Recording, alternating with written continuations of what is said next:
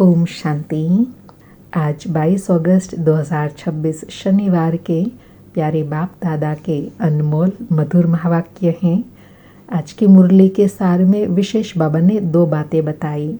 एक तो बाबा कहे ब्राह्मण जीवन में सदा खुशी बनी रहे, उसके लिए सदा यह स्मृति रहे, हम पहले पूज्य राव राजा थे, संपन्न राजा थे, अब रंक बने हैं, अब बाबा फिर से आए हैं हमको राव बनाने।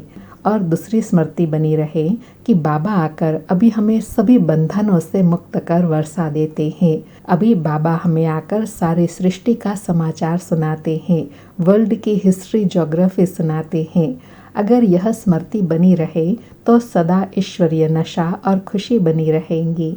और दूसरा, आज विशेष बाबा ने सेवा के लिए कहा कि विशाल बुद्धि बन बड़ों बड़ों की सेवा करने के लिए बड़ों बड़ों के ओपिनियन लेना है, जिनसे अनेक आत्माओं का कल्याण होगा, क्योंकि बड़े जो बोलते हैं लिखते हैं उसका प्रभाव पड़ता है।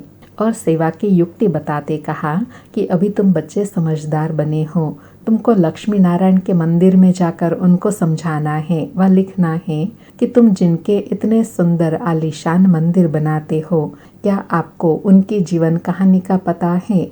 इन्होंने राज्य कैसे पाया, फिर कहाँ चले गए, अभी कहाँ हैं? आओ हम आपको यह सब राज समझाते हैं। ऐसे ऐसे उनको समझा सकते हैं व लिख सकते हैं। और बाबा कहे तुम बच्चे तो सबकी जीवन कहानी जान चुके हो, तो सबको समझाना है।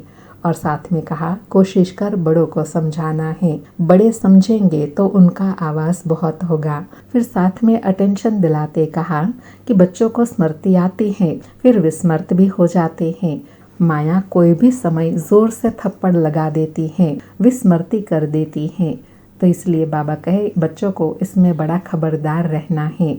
और बाबा कहे सब भूल में एक ही बड़ी भूल हुई है, जो रचता और रचना को भूल गए हैं, न बाप को जानते हैं न अपने आप को जानते हैं।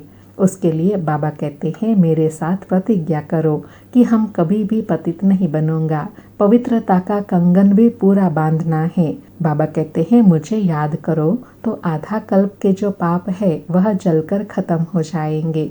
बाबा गारंटी करते हैं। बाबा कहे तुम ही पूज्य राव थे, फिर तुम ही 84 जन्म ले पूरे रंक बने हो। ऐसी ऐसी बातें घड़ी घड़ी सिमरन करनी चाहिए, तो फिर कभी भी तुम अपने को दुख में नहीं समझेंगे। दिल में सदा सिमरन करते रहो कि हम बाबा से क्या ले रहे हैं, विश्व की बादशाही ले रहे हैं। बाबा कहे तुम जानते हो पहले एक धर्म था, एक राज्य था, एक मत थी, एक भाषा थी, सभी सुखी थे।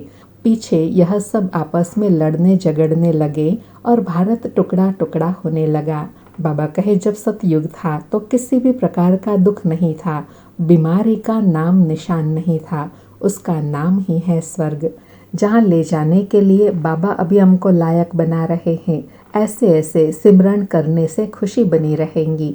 वास्तव में बाबा कहे उनसे इतना आवाज़ नहीं होता है जब तक यह न समझे कि ईश्वर आकर यह समझाते हैं, यह सब ईश्वर कराते हैं।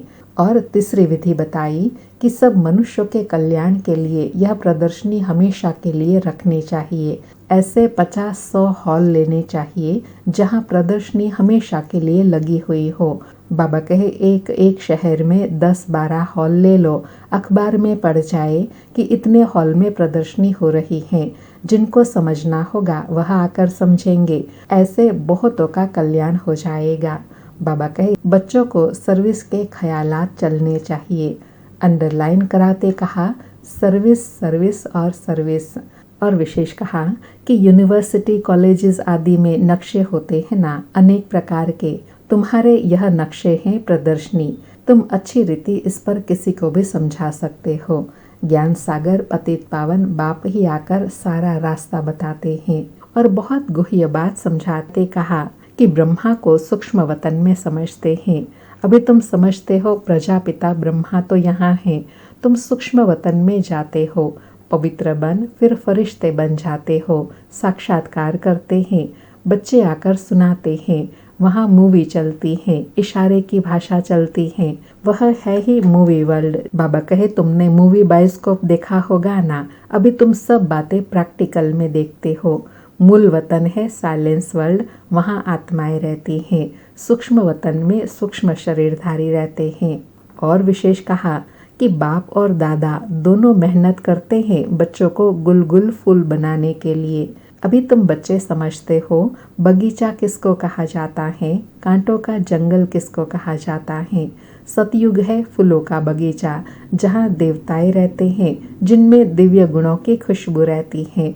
यह अभी है कांटों का जंगल, जहाँ मनुष्य एक दूसरे को दुख देते हैं, देह अभिमान रूपी कांटे लगे हुए हैं। बाबा कहे तुम्हारी बुद्धि में सारा राज है। सतयुग क्या है, कलयुग क्या है, तो तुमको अभी खुशी होनी चाहिए। और नशा दिलाते कहा कि तुम जानते हो हमको कोई मनुष्य नहीं पढ़ाते हैं, हमको स्वयं भगवान बाप पढ़ाते हैं। यह रूहानी यज्ञ है, इसको स्पिरिचुअल नॉलेज कहा जाता है। रूह को वही बाप आकर फिर से पढ़ाते हैं। और लास्ट में ब्रह्मा सो विष्णु कैसे बनते हैं उसको स्पष्ट करते कहा कि विष्णु सो ब्रह्मा बनने में 1 जन्म व 1 सेकंड लगता है, लेकिन विष्णु सो ब्रह्मा बनने में 84 जन्म लगते हैं। कितनी वंडरफुल बातें हैं। यह है बेहद की बात। अभी बेहद के बाप से बेहद की पढ़ाई पढ़कर बेहद का राज्य लेते हैं। यह आत्मा नॉलेज लेती है, तो तुमको कितनी खुशी होनी चाहिए। यह आंतरिक गुप्त खुशी होनी चाहिए। पढ़ाई के संस्कार आत्मा में भरते हैं। अभी आत्मा को ज्ञान की रोशनी मिली है। और साथ में सेवा के लिए कहा कि सागर से रिफ्रेश हो, बादलों को मिलकर ज्ञान वर्षा करनी है, आपस में मिलकर प्रदर्शनी आदि तैयार करने में मददगार बनना है। सर्विस का शौक होना चाहिए। सर्विस सर्विस और सर्विस। सुनते हैं प्यारे बाप दादा के अनमोल मधुर महावाक्य।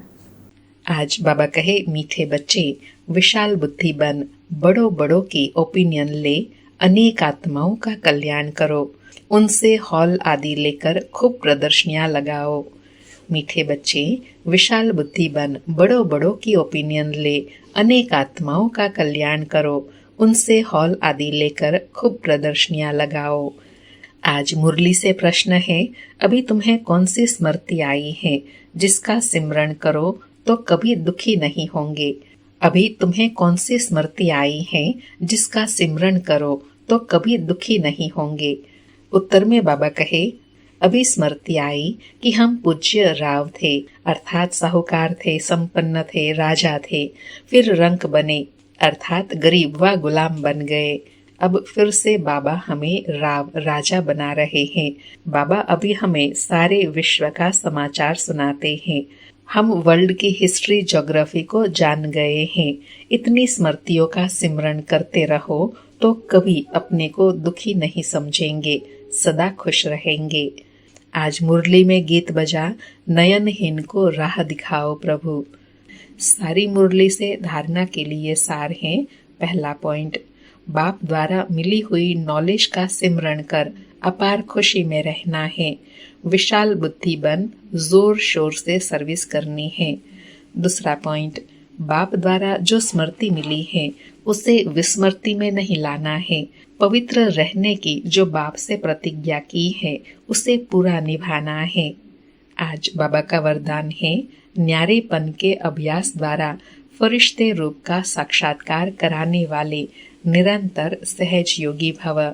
स्पष्टीकरण है, जैसे कोई भी वस्त्र धारण करना व न करना अपने हाथ में होता है, ऐसे अनुभव इस शरीर रूपी वस्त्र में हो। जैसे वस्त्र को धारण करके कार्य किया और कार्य पूरा होते ही वस्त्र से न्यारे हुए, शरीर और आत्मा दोनों का न्यारापन चलते फिरते अनुभव हो, तब कहेंगे निरंतर सहज योगी। ऐसे डिटैच रहने वाले बच्चों द्वारा अनेक आत्माओं को फरिश्ते रूप और भविष्य राज्य पद के साक्षात्कार होंगे। अंत में इस सर्विस से ही प्रभाव निकलेगा। आज बाबा ने सहज योग द्वारा साक्षात्कार मूर्त बनने की विधि बताई कि जैसे शरीर रूपी वस्त्र धारण करना और उतारना कितना सहज है, ऐसे देह में आना और देह से न्यारा होना इतना सहज हो। और बाबा कहे, जब इस अभ्यास के अभ्यासी हो जाएंगे तब आपके द्वारा फरिश्ते स्वरूप का भी साक्षात्कार होगा और भविष्य स्वरूप का भी साक्षात्कार होगा।